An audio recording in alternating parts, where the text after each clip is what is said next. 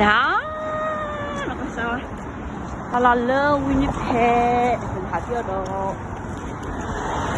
Hạt shop he, và đuôi từ nhà hạt shop he bỏ té là.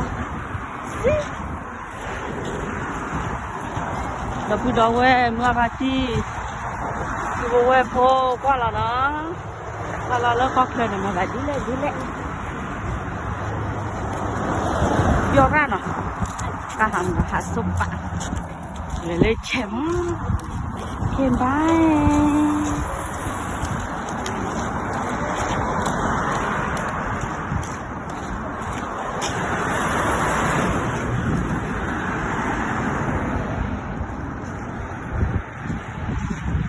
Đường là hả mà careful.